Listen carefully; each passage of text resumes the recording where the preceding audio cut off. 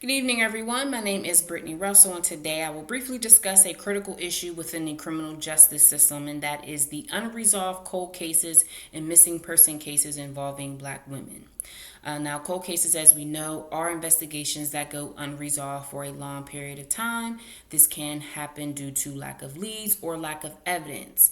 While this can happen in any case, research has showed us that cases that involve Black women and people of color significantly receive less media attention, less news coverage, lack of urgency, and lack of resources, leading to the question of there being an inequality in the justice system.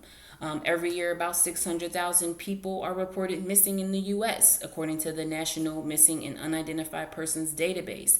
About 36% of those people are people of color and women, Black women, and young girls. And so, again, they only receive 20 or less percent media coverage.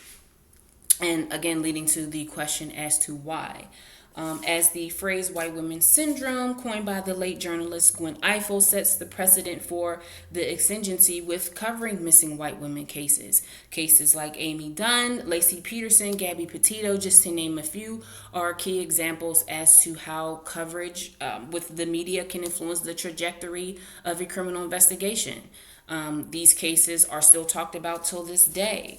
Joseph Petito, who is the father of Gabby Petito, has acknowledged the injustice of missing persons, people of color not getting the acknowledgement, and has turned his daughter's case into advocacy.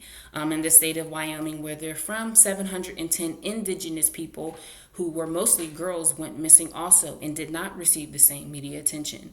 There are still missing girls to this day. Kiera Coles, who was a missing male woman from Chicago. Kanika Jenkins, who we know was found in a freezer in 2017. Relisha Rudd, who was an 8-year-old girl who went missing in 2014 from a shelter, who has still not been found.